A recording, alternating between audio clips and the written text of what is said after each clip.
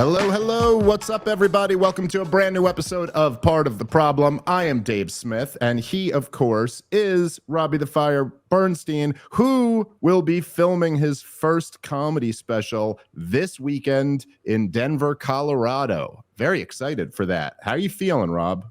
Good. My car's dead, but other than that, good. Oh yeah, I should mention that the reason we're doing this episode remote today is because Rob's car broke down. But it's all good. I'm gonna walk to Denver. It's all good. I'm gonna start now. I'm gonna start marching. I'm gonna put my speakers in a bag. I'll hitchhike a little bit of it.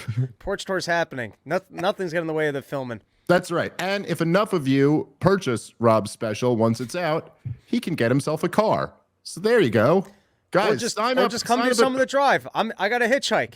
If you're between here and Colorado, my thumb will be out. Honestly, maybe this is a fresh start for you, Rob. You just become a hitchhiker guy. Like every gig, you just gotta count on the kindness of strangers. I know, dude. I was doing the same thing.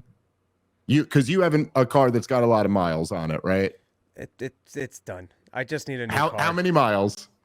Not even that, 130,000, but I think it's a 12-year-old car. It's lived its run. So I had an old Chevy that was right around that. I think right around, it was over 100,000 for sure. And the same thing, just like 11 years old, something like that. And it was so sweet to have a paid off car.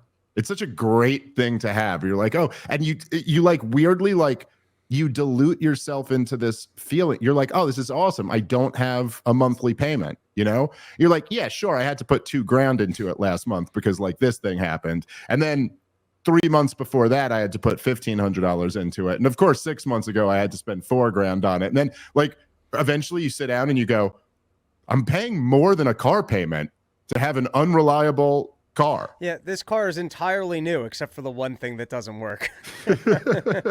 It's got new bottoms, new tires, new brakes, new top engine, but the one thing that doesn't work. It turns out it's a great car. It doesn't have wheels, which is pretty huge. Turns out I don't even want a new car. Like I eat a lot of cookies in the thing. You know, I don't want cookie crumbles in a new car. And it's dented on the side. I'm a frequent denter. I'm a guy who dents his cars. I drive aggressively. I don't want a new car. I don't want to be worried about like the shocks and suspensions. I don't think there's shocks on cars. I don't know anything about cars. I'm just saying I like my piece of shit. It's my piece of shit.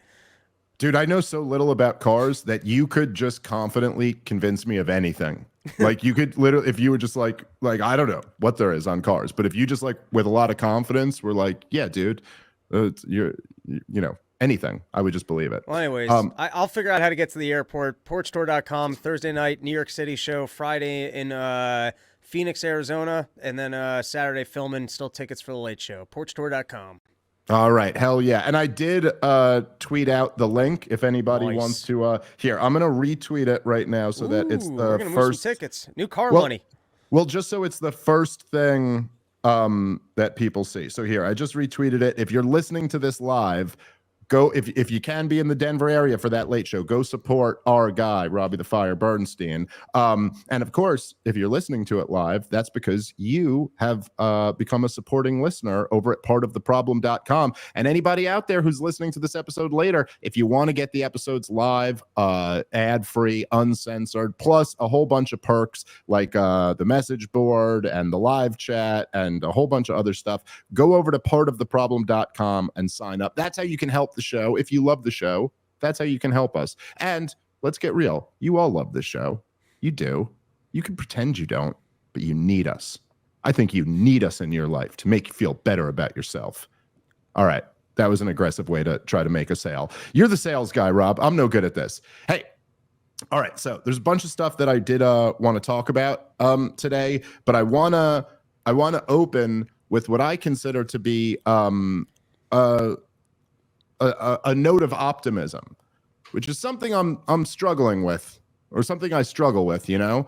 I feel bad sometimes, and it's one of the things I think about a lot, that I will sometimes, like in the episode with Ari, when we did the State of the Union this year, I did start to feel by the end of it, like shit, am I just being like a downer, you know? Because I'm just like constantly talking about everything that's wrong with the world. And I feel that way sometimes when I go on Rogan or whatever. And I try to like convince people, because I'm not a pessimist, despite all of the complaining.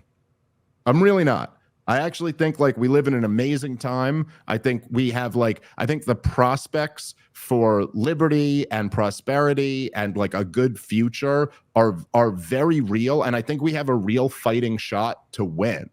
Not to mention, I just think it's like a great time to be alive for lots of reasons. Like we have, the technological and economic advancements that we have over previous generations are amazing. Obviously, there's some very serious problems. But anyway, I'm not a pessimist. And I saw a poll yesterday that I think was the most important poll that I've seen in this presidential election cycle. It was done by Gallup, and it had nothing to do with the presidential election. I think it's far more important than whether Trump's up or Kamala Harris is up. But Gallup just did a poll on Americans' trust in media. Now, they've been keeping track of these numbers since 1972, and the latest one for 2024 just came out, and it's pretty remarkable.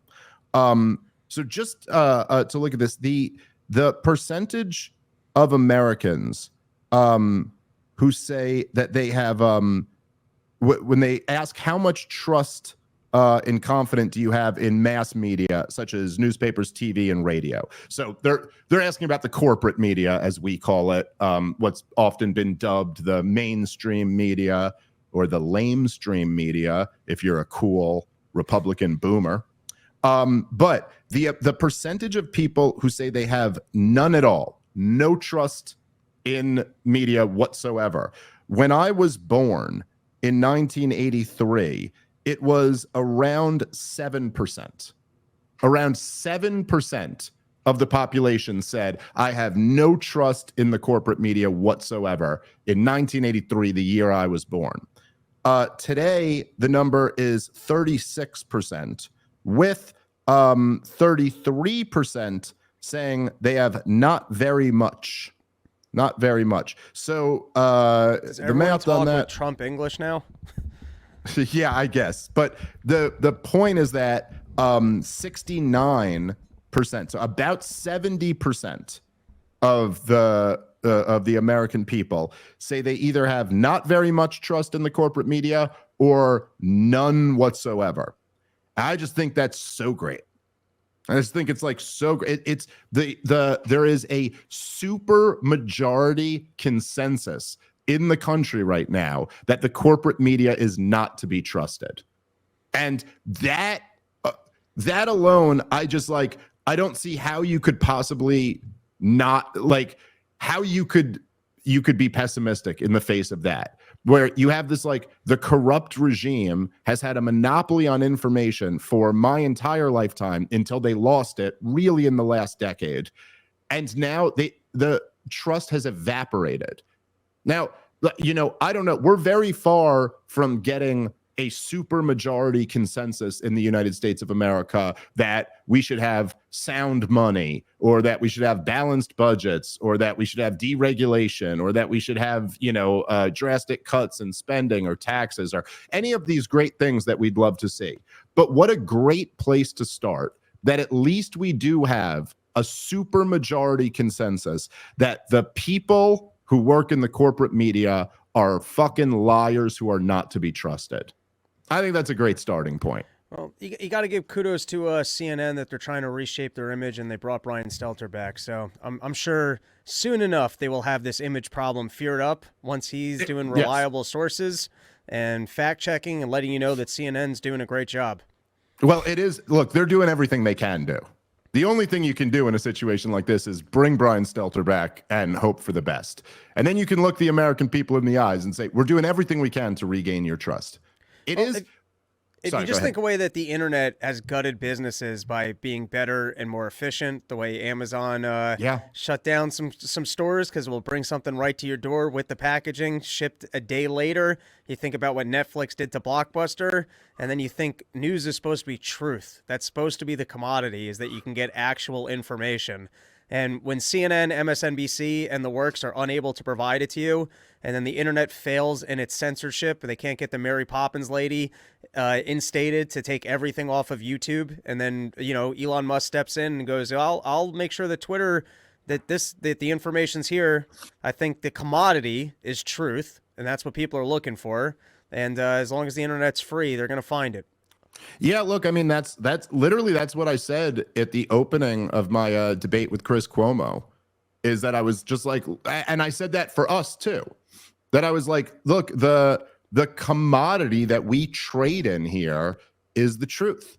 And that's the whole thing. Like, if you found out that I was lying, if you found, like, let's say, like, I don't know, like a private conversation of mine leaked or something like that, and I was saying that, like, I don't really believe in this libertarianism shit, and this is just a great way to make money or something like that. My assumption would be, well, you could never listen to me again. You'd have to stop listening to the show, because that's the whole thing. The whole, like, premise of listening to this or watching the show is that me and you, Rob, believe what we're saying to be true. Now, I'm not saying that doesn't mean we can't get something wrong, but you're not, like, intentionally lying to people. And once you are, then the truth, then your trust evaporates. And that's what's happening. And I think that there's something, like, one of my major messages over the last 8 years has been that what's going on in the country is actually, like, it's very fascinating. And I believe that Donald Trump is, like, the least interesting part of it. And while everybody is hyper focusing on Donald Trump, the most interesting thing about Donald Trump is the fact that he could only be in the position he's in because of all this other fascinating shit that's happening in our society, And so, again, I think it was, I want to say, I don't think it was Michael Malice.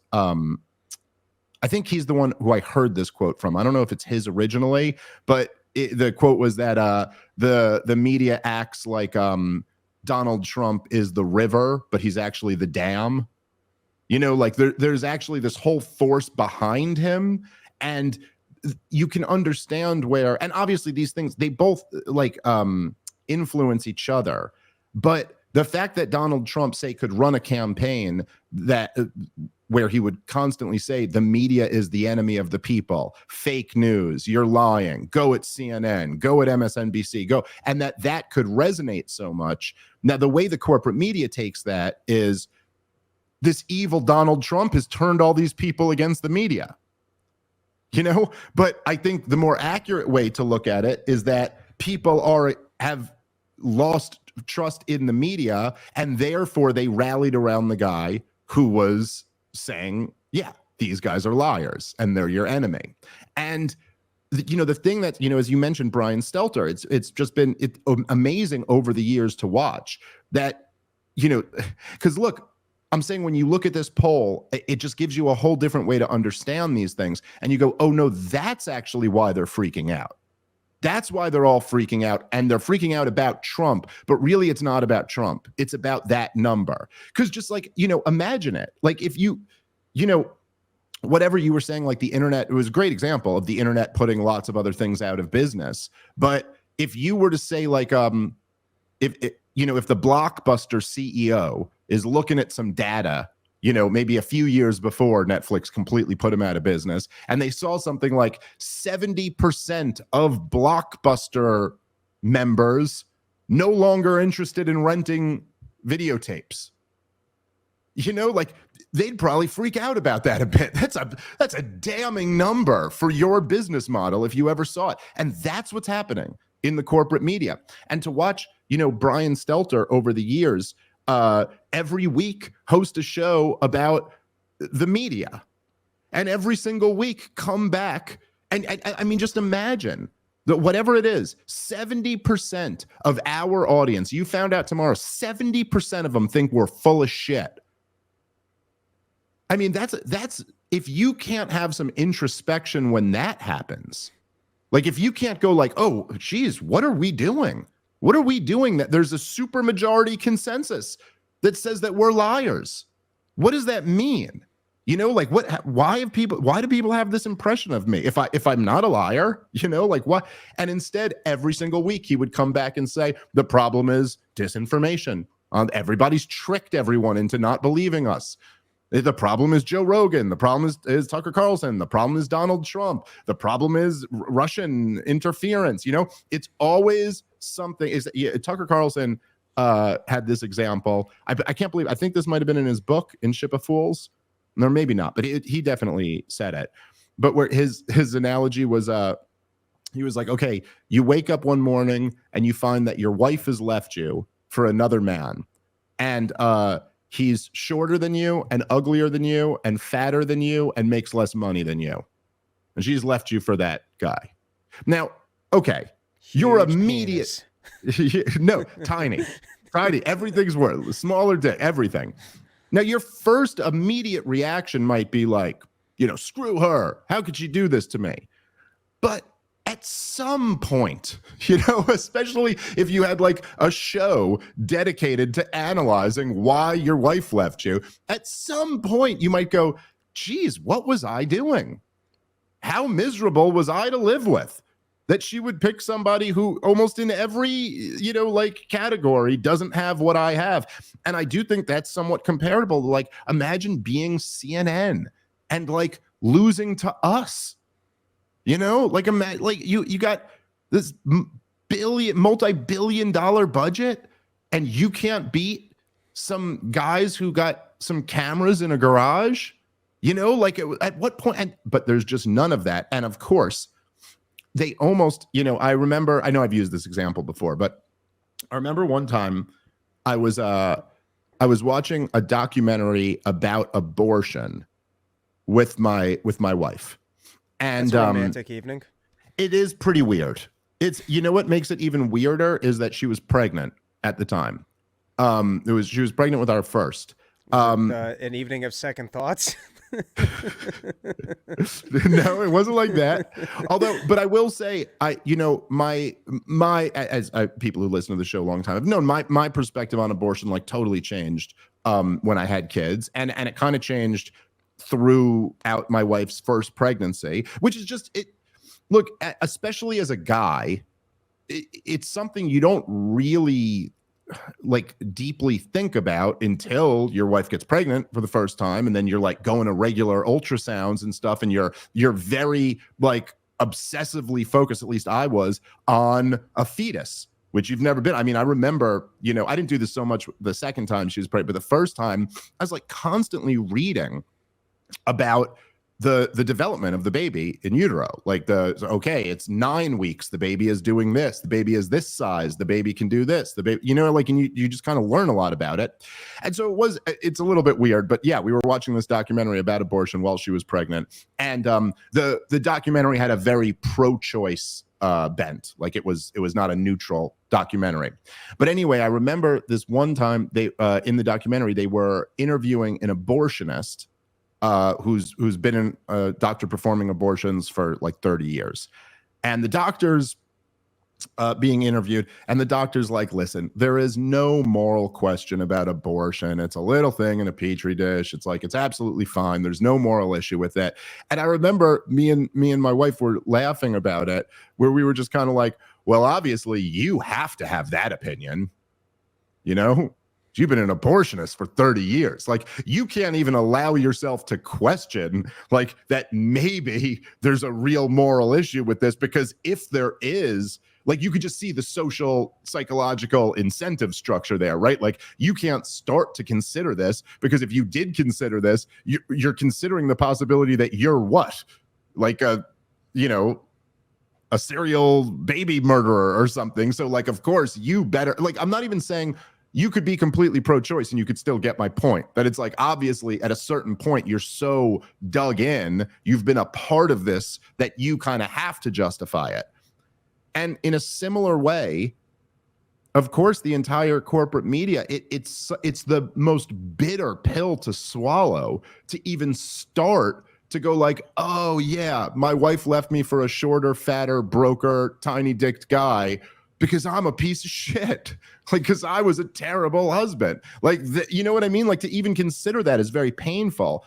But of course, for us, we're not a part of that. So it's very easy for us to consider it. And as soon as you consider it, this is why Brian Stelter can never even bring that up on his show, because as soon as you bring that up, the answers are so overwhelming. It's like, you know, if the thing was your wife, you know, leaving you for the shorter, broker, fatter guy, and then if you even start, you're like, well, I did beat her every day. And you're like, oh yeah, ding, ding, ding. That's it. See, you just figured it out that quickly. And same with the corporate media. Like, why is trust evaporating? It's like, oh yeah, because you guys got every single major story wrong for the last 25 years. In the 21st century, we're about, I guess next year, we're a quarter of the way through the 21st century, right? So in the 25 years of the 21st century, think about every major story. You give me one that the corporate media didn't get completely wrong.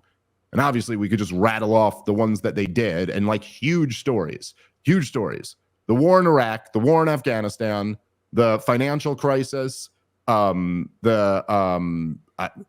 the COVID vaccine, Russiagate, Hunter Biden laptop. I mean, you just rattle them off. You were wrong.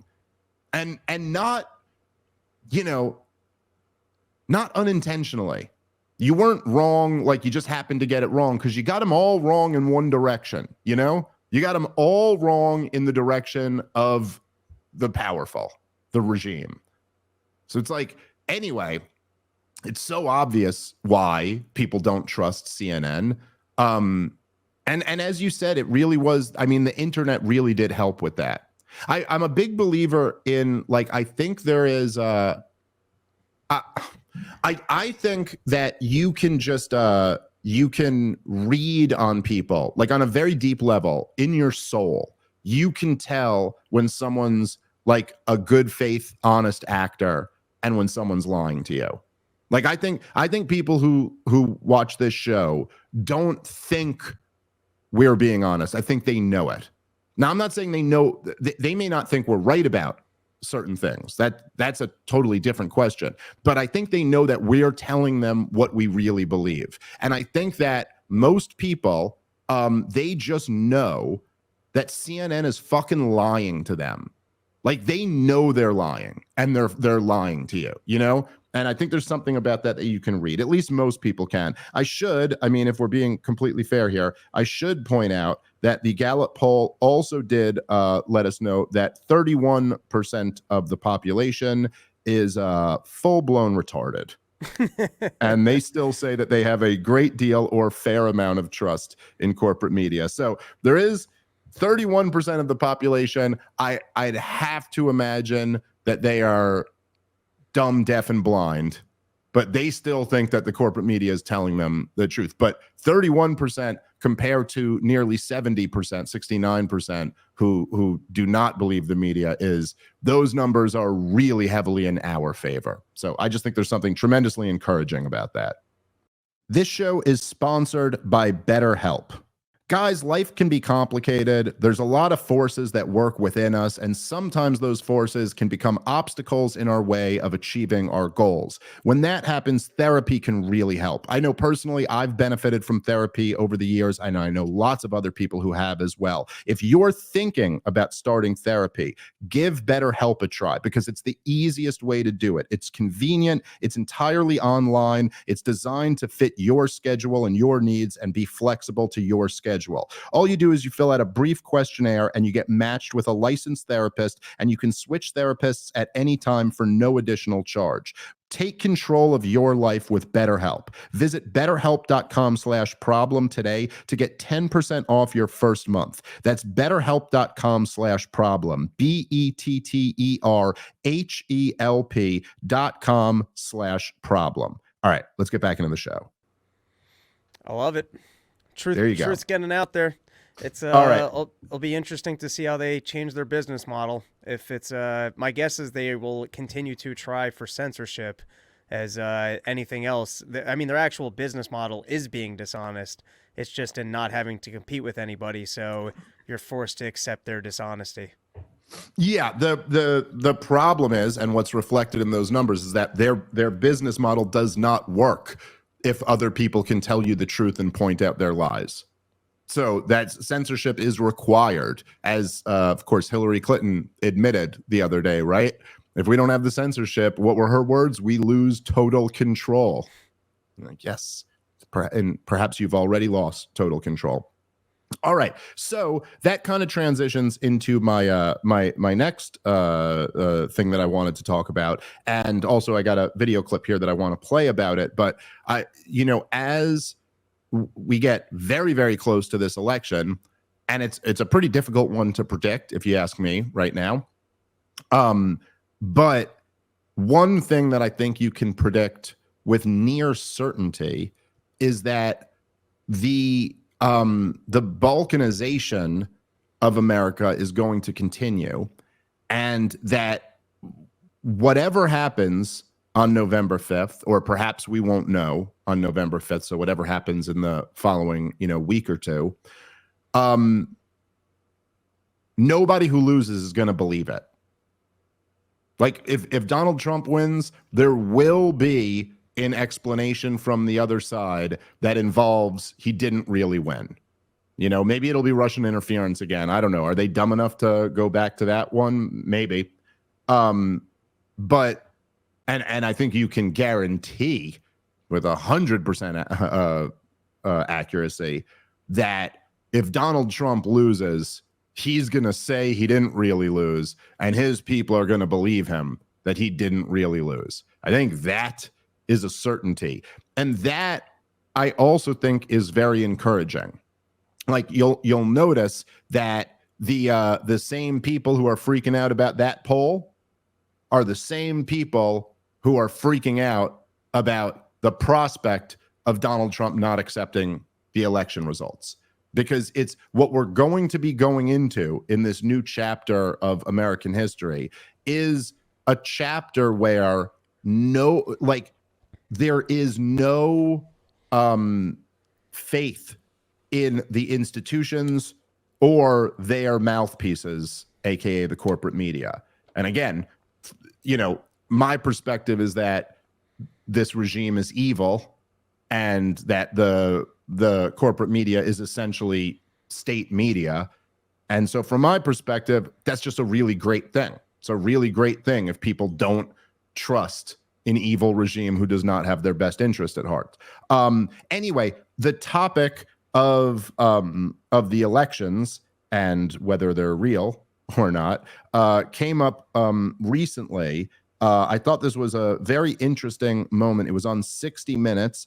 The top Pennsylvania election official, Al Schmidt, was interviewed about fraud in the elections, or at least the topic came up. Let's play this clip because I thought this was pretty interesting. What's the reality? Voter fraud is widespread. Voter fraud never happens. There is no evidence whatsoever that voter fraud takes place in any way that is widespread at all.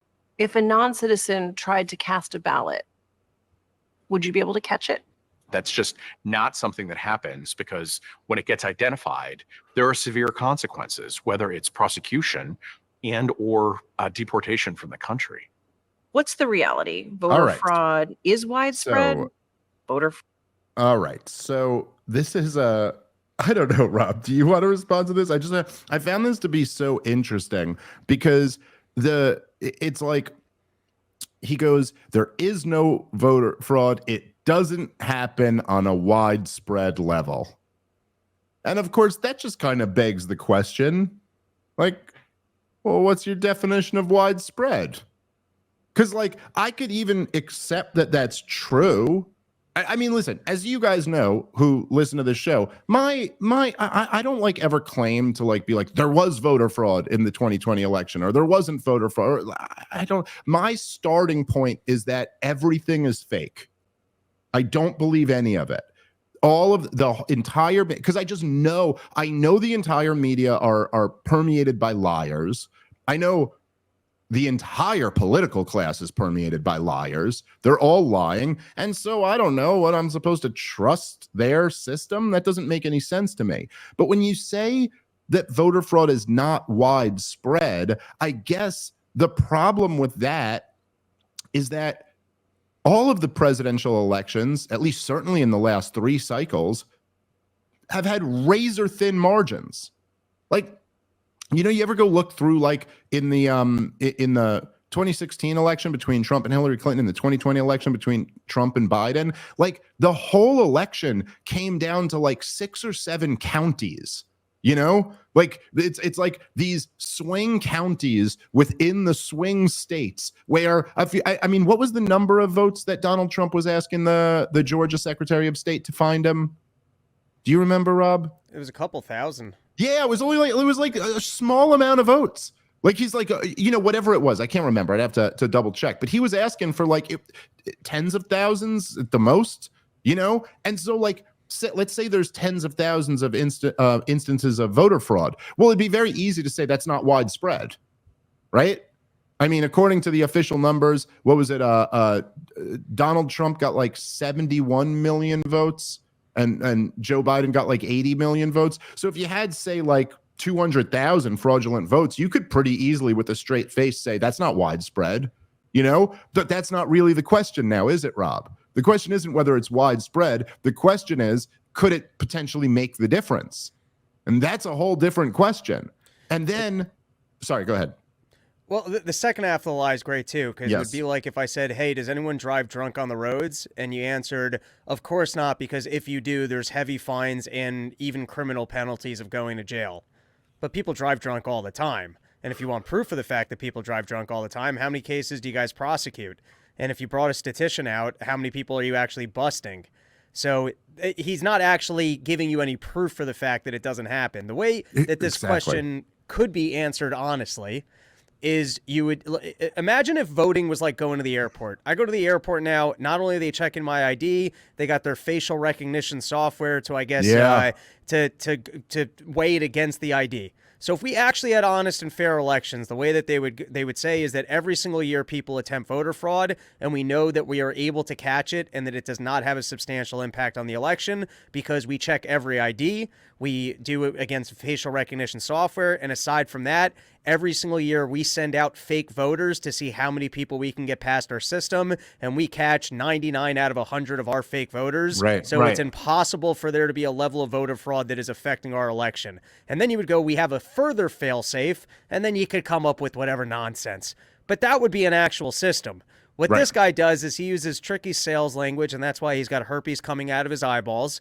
And he sits there calmly, and he goes, well, we don't have we absolutely do not have any level of voter fraud in the scale of widespread. Like, so you're already clarifying your statement as what I just said is not true. And then he goes on to say, and the reason that I know that is because there's penalties for doing so. Penalties for doing so is not proof that the activity doesn't take place. Yeah, this isn't even like this is just objective. This isn't even an opinion. That logic just doesn't hold. Because she specifically asks, she goes, well, how do you know you're catching all of them? How do you know some of them aren't getting past you? And he goes, well, we know because there's penalties. Well, first of all, I don't know. I'd like to look into the numbers. How many people have been prosecuted or deported for fraudulently voting? Please. Give me the numbers on that if anyone out there has them. But right, to your point, that doesn't prove anything. That doesn't prove that no one gets through. And you're exactly right. And the airport example is perfect. Like if someone were to ask you, if someone were to say, hey, I think that people are fraudulently getting into the airport, meaning someone who claimed to be someone else is getting into the airport, you could very confidently say to them, no. That's not happening. But the answer wouldn't be no, because you get punished if you get caught. That'd just be stupid. The answer would be, no, listen, dude, this is going to be really hard. I mean, first of all, what are you going to do? Come with a fake ID? Well, guess what? They scan your ID. If you come with a fake ID, they're going to catch that right away because you have an ID and they scan it. And then you could say the facial recognition software, whatever. But that would be your argument. And again, look, use the example you use. Perfect example. Drunk driving. Now, unlike this mass amount of people being prosecuted and deported for voter fraud, which I just do not think is happening in large number. Maybe I'm wrong about that, but I do not think so. But drunk driving, I mean, there are, DUIs are happening all the time. People get in every single city and every single, town and every state in America. There are people who get arrested for drunk driving, and there's pretty harsh penalties for it. But if you were to say, does anyone drunk drive and get away with it? We all know the answer is, of course. Of course, that happens all the time. Also, in every single town, in every single city, in every single state in America, there are people who are driving drunk. You see, if you don't believe me, go drive down Route 36 in New Jersey. That's the Jersey Shore highway there. Go drive there in the summer. Let me tell you something. There's drunk drivers all over that goddamn road. So right there, it just proves how much this logic fails. You could have harsh punishments for something, and that in no way indicates, let alone proves, that no one's getting away with it.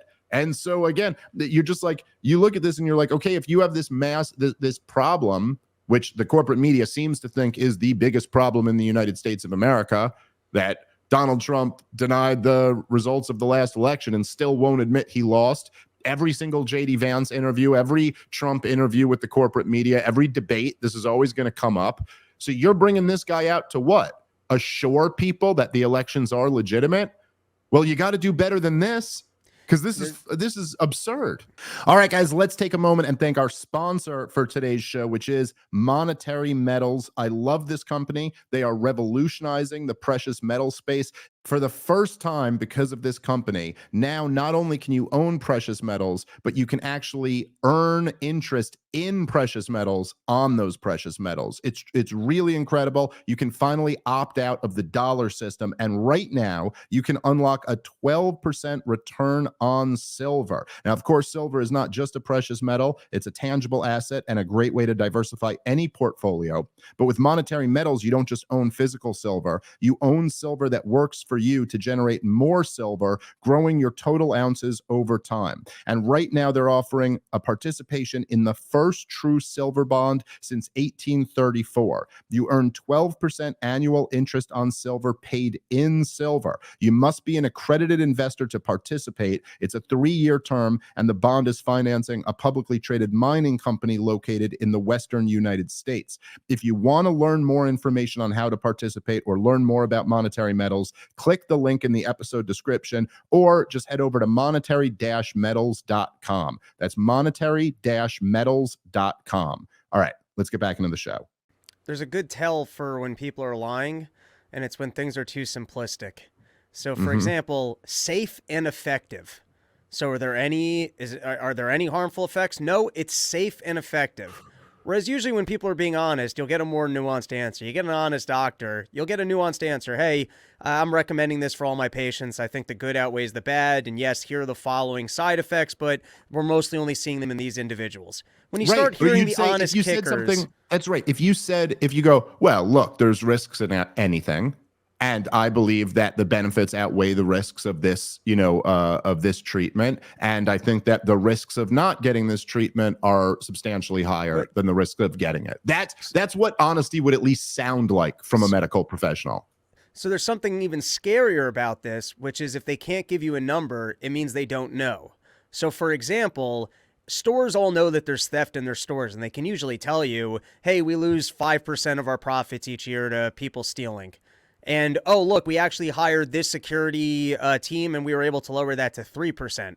If you're here and you're just saying, hey, it doesn't exist, and I know it doesn't exist because we have harsh penalties for it, and then the follow-up question would be, okay, well, you said it's not substantial. How much of it actually does take place? If he doesn't have a specific number, that means you have no idea. Wow. There's oh yeah. Okay. No, so we'll hit that, Natalie. Yeah, it's also like, imagine your example was the airport and you didn't have to bring an ID. And they didn't have facial recognition technology, and there was just not there weren't even metal detectors, like there's just, or maybe there were metal detectors, but whatever, like there's just not, you could just walk right through and go in. And then you went, hey, I think this system is like set up that people could just be lying about who they are. Let's just say hypothetically that to get on a plane, all you had to do was give them an address. And maybe you had to sign something that says, I am the person who I claimed I am. And in that scenario, you were going, yeah, no, but no one's getting in there because there's punishments for it. That's much more analogous to what's actually going on here.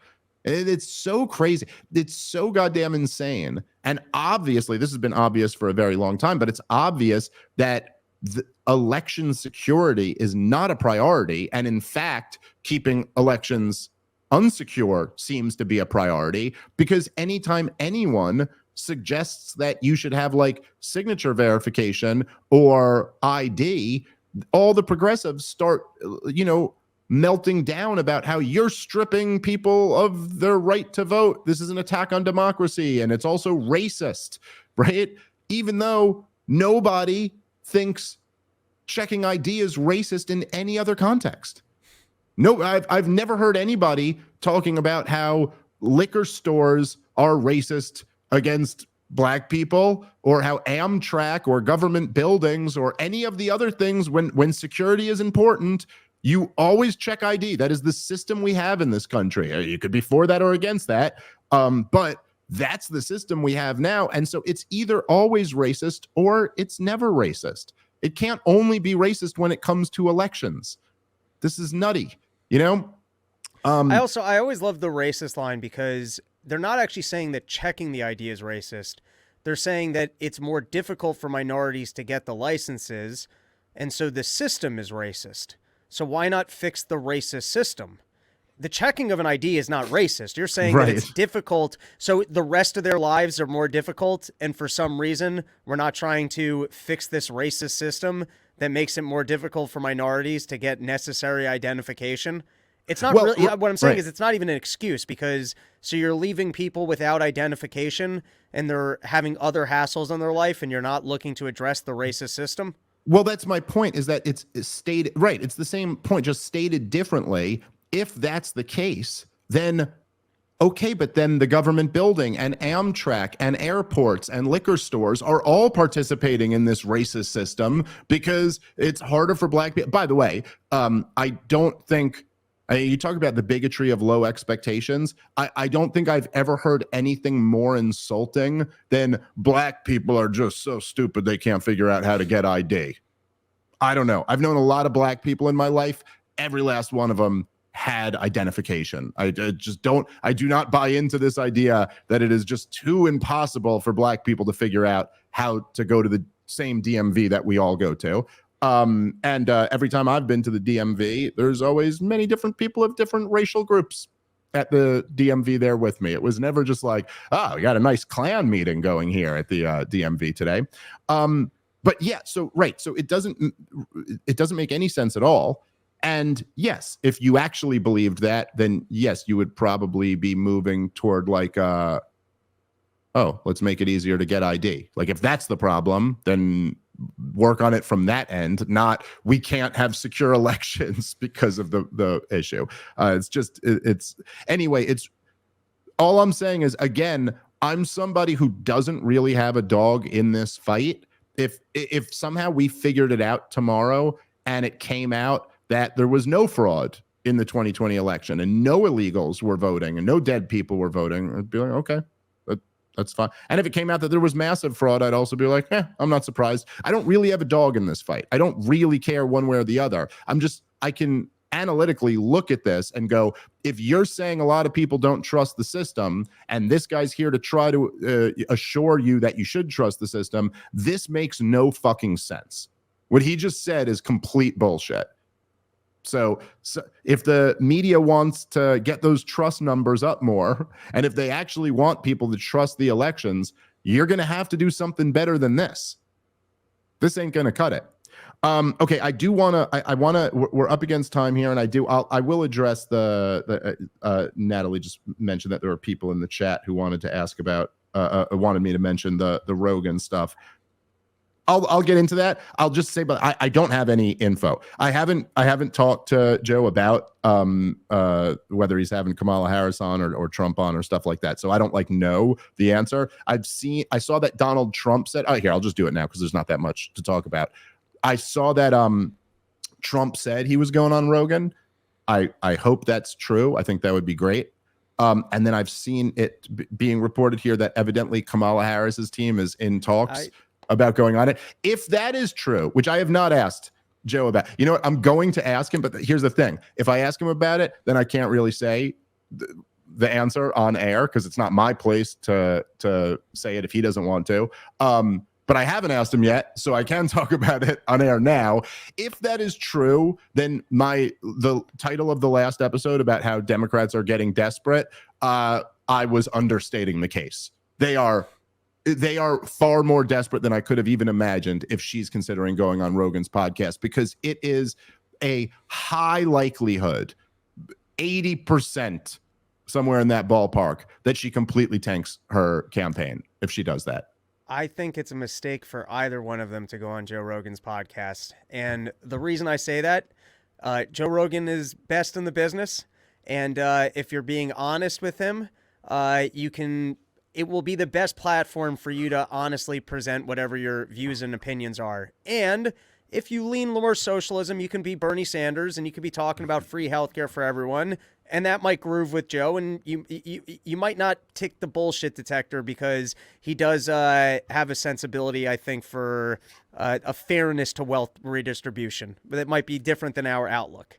With that said, if you lie and he knows that you're lying, it's a 3-hour format, and you can't just easily bully him or try and skirt if he detects it and goes, hey, I want to dig in on this, and you try and use any of your cheap tactics to move on to another topic or not address it, you will be ruined. And we've seen that happen with Dr. Gupta. We've seen that happen with if Trump were to go on with Tucker, that would make sense because I think Tucker could kind of cover for him. I think it's a mistake for Trump to go on if he's ahead in the polls, because while Trump, I watched a little bit of Trump on Schultz, and you remember Trump's a TV star. He's The Rock, Oprah level talent TV star that if you're not going to attack him, he'll sit there, he'll hang out with you, he'll be funny, he'll be charming. But if you really want to start digging into some actual policy, that's not what Trump's good at. I listen, I said this to Joe, I think it was last year. It was when, I think it was after the first time that Trump came to a UFC event, and the internet had these rumors that it was just they met each other and everyone saw that. So then they were is he going to go on Rogan's podcast, blah, blah, blah. So I was in Austin and we were in the green room at the mothership, and I asked him about it. I was like, oh, are you going to have Trump on? And he was like, I don't know. I'm not sure what we're going to do. And I said to him, that might be a really bad idea for Donald Trump. And he was like, why? He was curious, why do you think that? And I go, well, the thing is, dude, you're a human bullshit detector and he's a bullshit artist.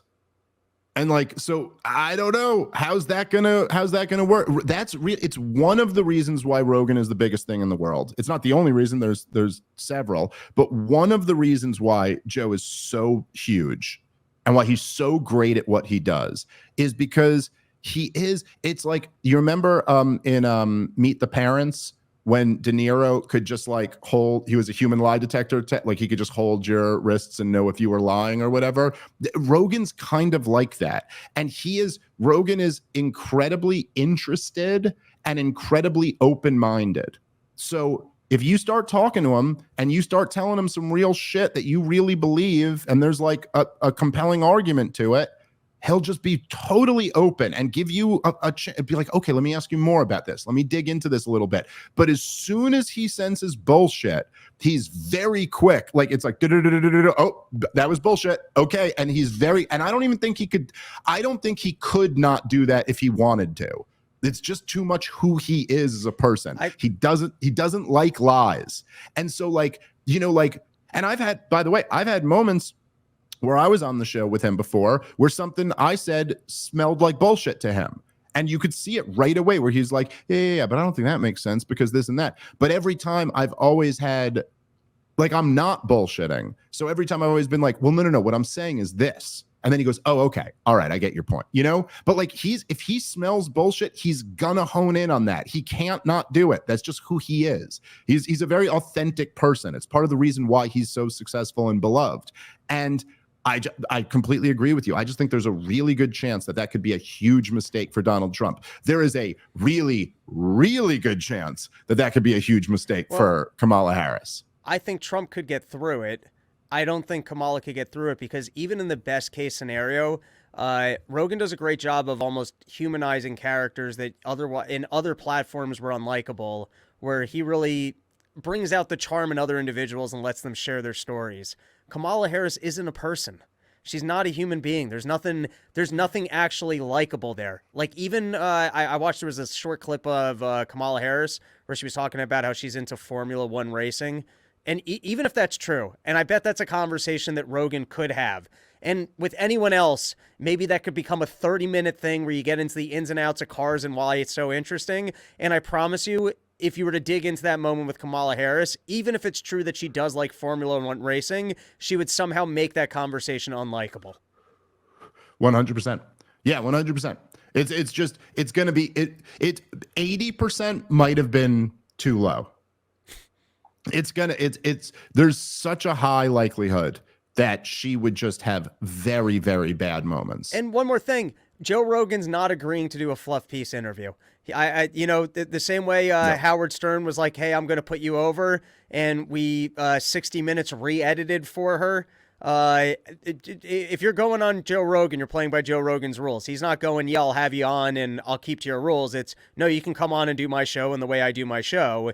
And Donald Trump has skills that, you know, he's been attacked by the media over the years, and you know, maybe even with Rogan pressing, he goes, I'll fix it. I'm leaving it at that, Joe. Let's move on. Like, he might be able to navigate it. Yes. Kamala Harris cannot.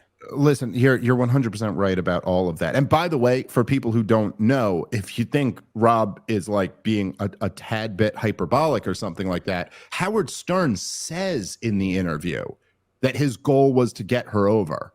He said he was nervous that the interview may not go great for her. And like, he just wanted to make sure, like, his role there was to get her over. So that's and Rogan is not that dude. And I do think that there's something to the fact that like Rogan and Trump are both true like alpha males.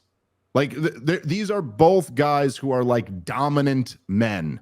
You know, there's a reason why like they rose to the top of their industry. And so Trump at least has that going for him, where she just has none of it. And also doesn't have any authentic views. I mean, it would be a disaster for her to go on. So yes, let's hope it happens. But anyway, listen, I want to move on to this because we cannot end this episode without playing this. Rob has not seen this clip yet, which sometimes there's a clip that I want to play and I'll be like, hey, Rob, make sure you watch this because I want you to know what we're going to talk about. Sometimes I'm thrilled if you haven't seen it because I'm like, I want that moment on air of you seeing this for the first time. This was just incredible to me. I didn't catch this until right after we recorded yesterday. So Brett Baer had on his show on Fox News Sunday, he had one of the former CIA agents who signed on to the Hunter Biden laptop letter that said it had all the earmarks of Russian disinformation. And we've talked about this a bunch, how like almost none of these guys have ever been held to account in any way, including just being grilled in an interview about it. Let's go to this clip, Rob. and see if you're as blown away by the attitude that this guy has about the whole thing. Let's play it and then we can discuss. Has all the classic earmarks of a Russian campaign in the way it was disseminated and propagated through media. Do you regret signing on to the letter? Oh, absolutely not, because those words are still true. Do you think it has all the classic earmarks.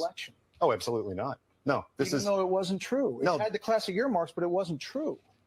What is not true? That it was Russian disinformation. That's not what we said in the letter. Read the actual letter, and we said we do not know if this is Russian disinformation. It has all the classic earmarks of a Russian information operation. Exactly. The difference between an information campaign and a disinformation campaign not get to candidate and a misinformation campaign. It's not my fault if people don't look up definitions. I know, but the purpose of the letter is to have an effect.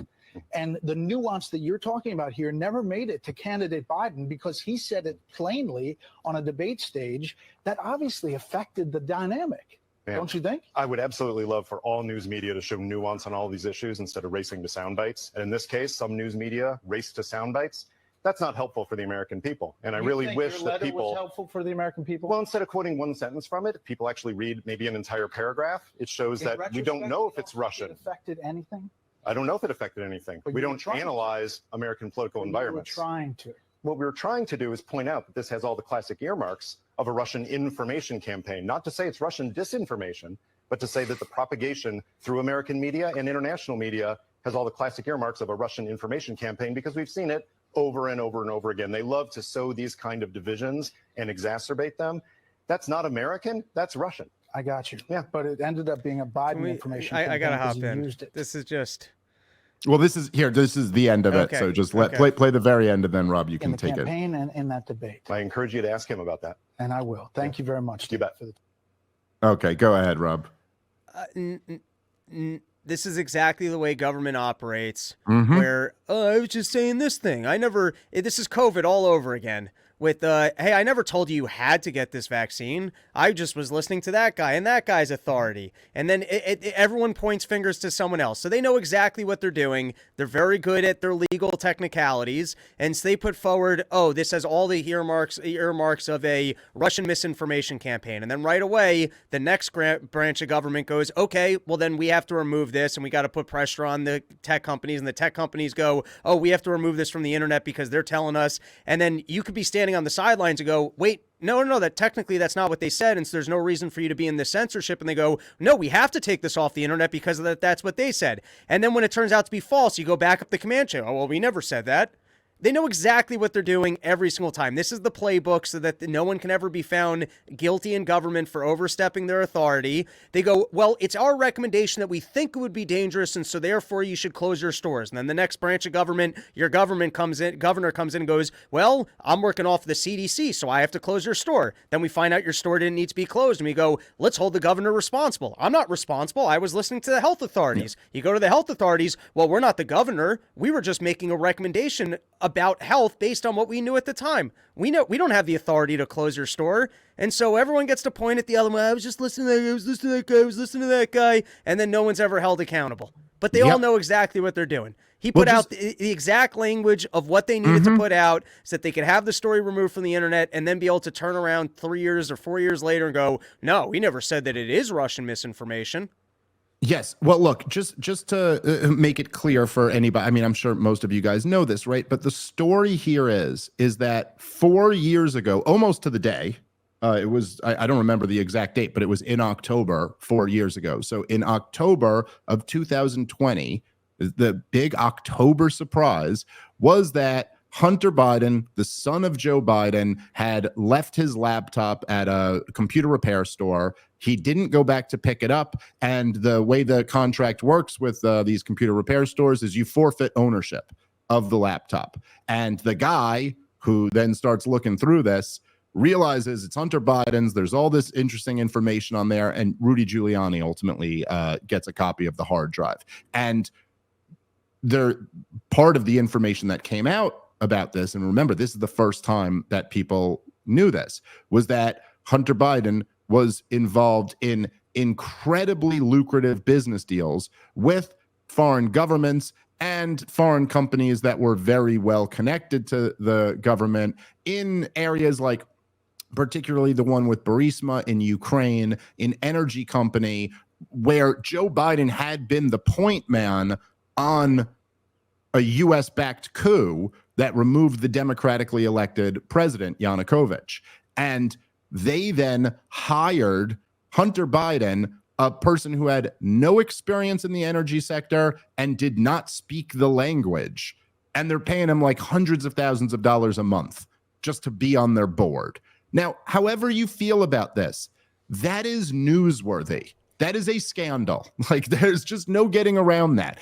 And so when they come out and they write this letter where they had 50 intelligence people, including 4 former heads of the CIA, and they come out and say this has all the earmarks of Russian disinformation. And then, by the way, we also know that the FBI had met with Zuckerberg and to get ahead of this story, there's going to be a big Russian dump. It's going to be involving the Biden family. And so they got all these, as you said, the social media companies to censor the story. But then even more so than that, they created the moment where at the debate stage, when Donald Trump brings it up, like any politician would bring this up because it's a scandal on their opponent.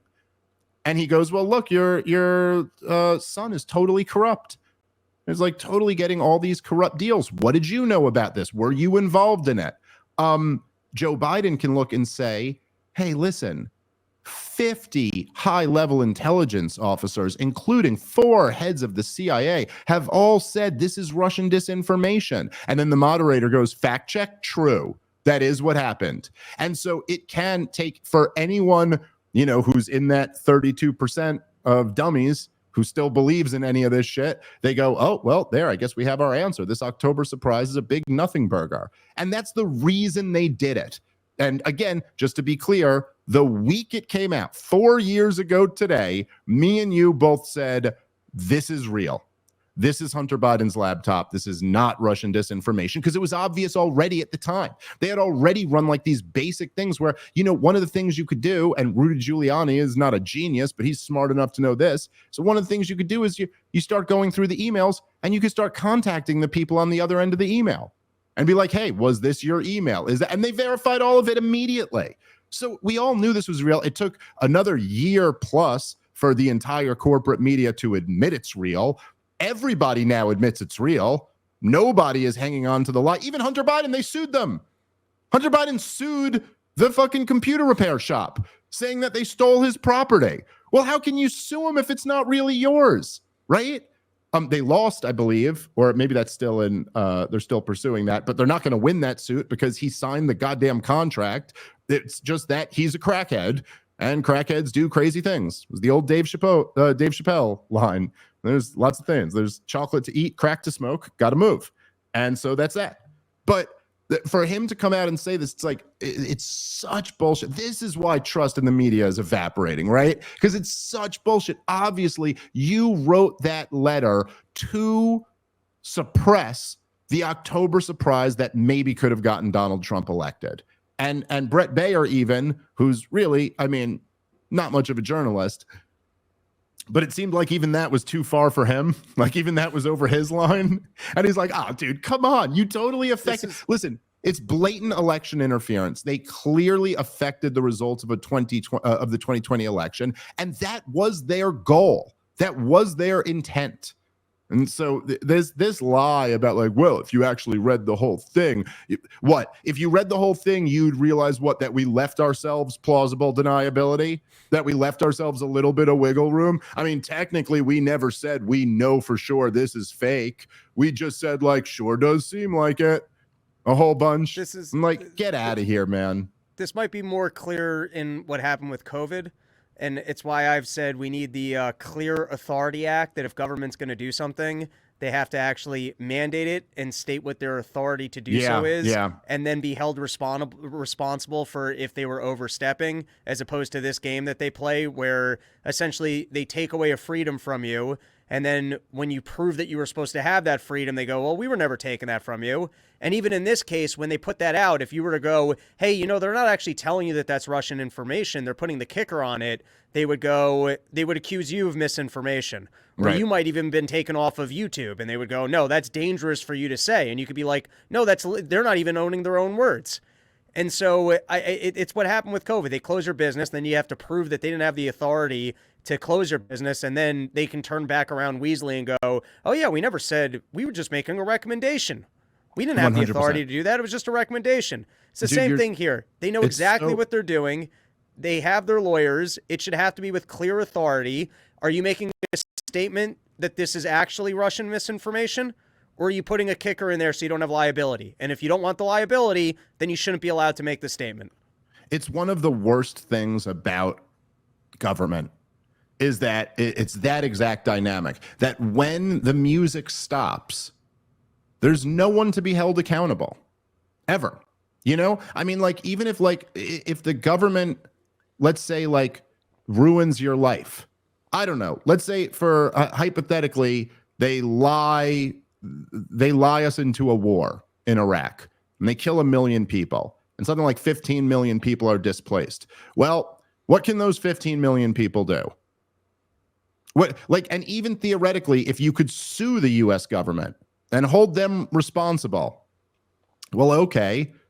But, you know, the problem with that is that governments, it's like Stefan Molyneux used to say, governments, much like ghosts and goblins, do not exist. There's no such thing. It's all a social construct. It's all an idea. I mean, there's buildings in Washington, D.C., and there's people who we call like congressmen inside of those buildings, but there's no thing. And so, well, who are you going to, like, there's no mechanism by which, like, we actually take Dick Cheney's house and give it to an Iraqi. You know what I mean? And so there's all you could do, even if you won a lawsuit against the government, well, the government doesn't exist. All that exists is their ability to tax the American people. So then what? You would just sue the American people, essentially? The people who were lied into the war as well? So you never have any mechanism where you actually hold the people accountable. And that's really the problem. Like when a politician lies us into a war and it comes out that he lied and the war is a disaster, that politician should lose his house. Like, you should lose something tangible. There should be something, you should have real skin in the game where you are personally liable in the same way that any other person would be if they caused that level of catastrophe. Like, you'd be responsible for it. But there's no mechanism for that when it comes to the people who control the state. Okay, we got to wrap up on that. Thank you guys very much for listening. We'll be back tomorrow with a brand new episode. Catch you then. Peace.